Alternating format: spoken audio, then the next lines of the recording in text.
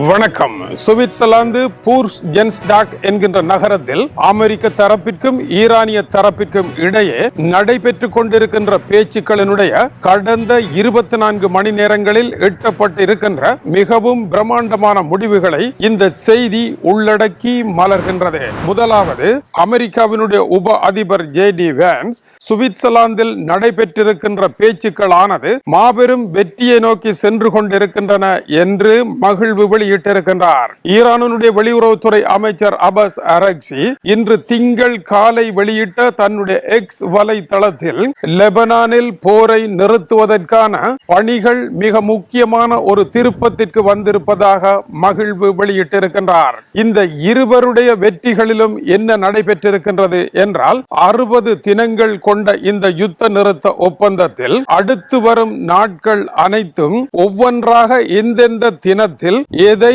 பேசி முடிப்பது என்கின்ற ரோட் மேப் வழித்தடம் ஒன்று திட்டவட்டமாக உருவாக்கப்பட்டிருக்கின்றது. இந்த வழித்தடங்களில் தடக்கி விழாமல் தொடர்ந்து செல்வதற்கு ஏற்ற பக்க குறிப்புரைகளும் இந்த பேச்சுவார்த்தையில் இணைக்கப்பட்டிருக்கின்றன. பாகிஸ்தான், கட்டார் 2 நாடுகளும் இணைந்து இந்த சமரச முயற்சியில் முக்கியமான ஒரு புள்ளிக்குள் இவர்களை நகர்த்தி இருக்கின்றார்கள். இந்த ரோட் மேப் ஆனது 60 தினங்கள் யுத்த நிறுத்தம் முடிவடைகின்ற பொழுது இறுதி ஒப்பந்தத்தை எழுதுவதற்கு இருதரப்பும் இணக்கம் கண்டிருக்கின்றார்கள். எனவே இந்த யுத்த நிறுத்தத்தை மேலும் நீடிப்பு செய்யாமல் முடிவடைய செய்யக்கூடியவாறு புத்திபூர்வமான முயற்சிகளை இருதரப்பும் முன்னெடுத்திருக்கின்றார்கள். இது ஒரு முக்கிய விடயமாகும். அடுத்த முக்கியமான விடயம் கோர்முஸ் நீரிணை ஆகும். கோர்முஸ் நீரிணை சனிக்கிழமை மூடப்படுவதற்கான முக்கியமான காரணத்தை ஈரான் வெளியிட்டிருக்கின்றது. இஸ்ரேல் தொடர்ந்து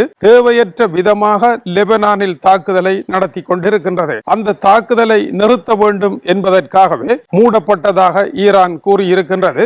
லெபனானில் தாக்குதலை நிறுத்த முடியுமா என்றால், லெபனானில் இருக்கின்ற ஹிஸ்புல்லா அமைப்பினர் உடனடியாக தங்களுடைய அத்தனை தாக்குதல்களையும் நிறுத்த வேண்டும் என்று டொனால்ட் ட்ரம்ப் கூறியதும், அதற்கு எதிராக அவர்கள் மீதான தாக்குதலை இஸ்ரேல் நிறுத்த வேண்டும் என்று ஈரான் கூறியதும் முரண்பாடுகளாக இருந்தது. இப்பொழுது லெபனானில் யுத்த நிறுத்தத்தை ஏற்படுத்துவதற்கும் அங்கு இருதரப்பும் இணைந்த ஒரு கண்காணிப்பு கட்டமைப்பை உருவாக்குவதற்கும் லெபனான் அமைதிக்காகவும் ஒரு புதிய தீர்வின் இணக்கப்பாடு ஏற்பட்டு இருக்கின்றது. சுவிட்சர்லாந்து பூர்ஸ்ஜென்ஸ்டாக் நகரத்திலே இது ஒரு வரலாற்று புகழ்மிக்க நிகழ்வாக இருக்கின்றது. இதை எப்படி செய்ய போகின்றார்கள், இஸ்ரேலை எப்படி சமாதானப்படுத்த போகின்றார்கள் என்பதெல்லாம் அடுத்து வரும் ரோட் மேப்பில் முக்கியமானதாக இடம்பெறும். சில வேளை இஸ்ரேலையும் அழைத்து பேசுவார்களா தெரியவில்லை. இந்த சம்பவம் நடைபெற்றுக் கொண்டிருக்க உலகளாவிய ரீதியில் பங்கு சந்தைகளில் கணிசமான முன்னேற்றம் ஏற்பட்டிருக்கின்றது.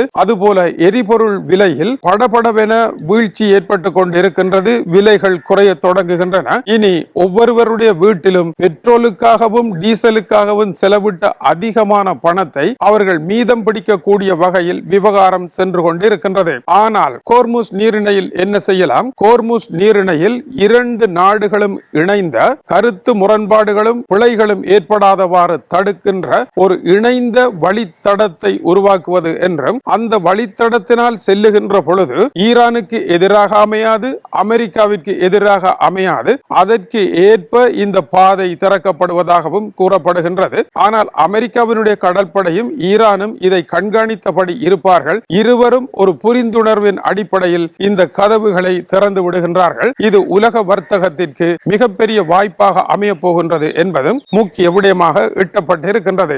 அத்துடன் நின்றுவிடவில்லை. இந்த பிரச்சனையானது மேலும் பல பக்க விளைவுகளை ஏற்படுத்துகின்றது. முதலாவது, அமெரிக்காவில் பெட்ரோல் விலை குறைந்திருக்கின்ற காரணத்தினாலும் மக்களினுடைய வாழ்க்கை செலவில் குறைவு ஏற்பட ஆரம்பித்து இருப்பதனாலும் வருகின்ற நவம்பர் மாதம் அமெரிக்காவில் நடைபெறுகின்ற இடைத்தேர்தல்களிலே டொனால்ட் ட்ரம்ப் படுதோல்வி அடைந்து கட்டுப்பணம் இழக்கின்றது போல செல்லாமல் இருக்க அவரை காப்பாற்றுகின்ற ஒரு நடவடிக்கை நடவடிக்கையாகவும் இந்த முன்னேற்றம் அமைந்திருக்கின்றது. இது மிக முக்கியமானதாகும். அதேவேளை இந்த விவகாரத்தில் பங்கேற்காது மதில் மேல் பூனைகளாக இருந்து வெற்றி பெற்ற இடத்தில் பாய்வோம் என்று கருதிய தலைவர்கள் பதவி இழக்க வேண்டிய சூழ்நிலை வருகின்றது. இது அடுத்த பெரும் புயலாக இருக்கின்றது. பிரிட்டனினுடைய பிரதமர் கெய்ர் ஸ்டமர் இந்த விவகாரத்தில் தெளிவான ஒரு முடிவை எடுக்காமல் அவர் கழுவின மீனில் நழுவின மீனாக நழுவிக் கொண்டிருந்தார். இன்று காலை எழுதியிருக்கின்ற அமெரிக்க அதிபர் டொனால்ட் ட்ரம்ப் பிரிட்டன் பிரதமர் இனிமேலும் காலம் தாமதிக்க கூடாது,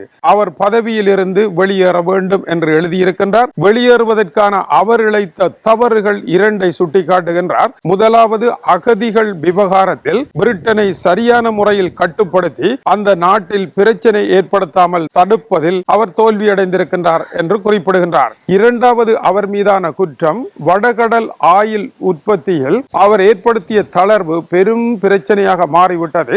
இந்த இரண்டிலும் அவர் தோற்ற காரணத்தினால் இனிமேல் அவர் பதவியில் தொடர முடியாது என்று கூறியிருக்கின்றார். இதைத் தொடர்ந்து பிரிட்டனினுடைய வெளியுறவுத்துறை அமைச்சர் பிரித்தானிய பிரதமர் கெய்ர் ஸ்டமரை உடனடியாக பதவி விலகுங்கள், இங்கு பெரும் பிரச்சனையாக இருக்கின்றது, இனி நீங்கள் பதவியில் தொடர முடியாது என்று அவரிடம் கேட்டிருக்கின்றார். இன்றோ நாளையோ அடுத்த மணி நேரமோ பிரிட்டன் பிரதமர் தன்னுடைய பதவி விலகலை அறிவிக்க வேண்டிய சூழல் இருக்கின்றது. இது போன்ற பாதிப்புகள் மற்ற நாடுகளிலும் வரப்போகின்றன. ஐரோப்பாவில் பல நாடுகளில் பல முக்கிய தலைகளை இந்த போர் உருட்ட போகின்றது. பிரான்சிலும் தேர்தல் நெருங்கிக் கொண்டிருக்கின்றது. ஜெர்மனிய சான்சலரும் இதில் எவ்வளவு தூரம் வெற்றிகரமாக நடந்தார் என்பது கேள்விக்குறியாக இருக்கின்றது. எனவேதான் ஐரோப்பாவினுடைய தேர்தல் களமானது ஒரு புதிய மாற்றத்தை ஏற்படுத்த போவதும் இந்த போரினுடைய விளைவுகளாக இருக்கின்றது.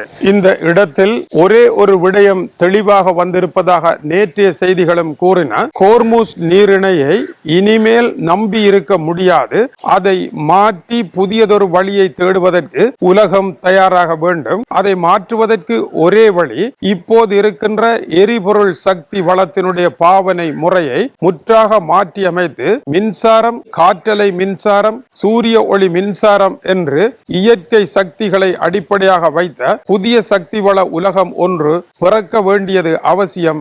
ஆயில், பெட்ரோல், டீசலினுடைய காலம் நிறைவடைகின்ற பருவத்தினுடைய ஒரு குறியீடாகவும் இது இருக்கின்றது. எனவே இந்த விவகாரம் அரசியல் ரீதியான மாற்றங்களையும் பொருளாதார ரீதியான மாற்றங்களையும் புதியதோர் உலகம் உருவாகுகின்ற மாற்றங்களையும் ஏற்படுத்தி இருக்கின்றது. இந்த 60 தினங்கள் மிக முக்கியமான நாட்களாக இருக்க போகின்றன. ஈரானில் நடைபெற்ற போர்களுடைய தீவிர தன்மை 60 தினங்கள் இருந்தாலும் அதைவிட தீவிரம் கொண்டதாக இந்த 60 தினங்கள் இருக்கின்றன. தொடர்ந்து இணைந்திருங்கள். மேலும் சூடான செய்திகள் வருகின்றன. எந்த நேரம் எது நடக்கும் என்று தெரியாத அளவிற்கு வேகமான செய்திகள் நிமிடத்திற்கு நிமிடம் மாற்றமடைந்து கொண்டிருக்கின்றன.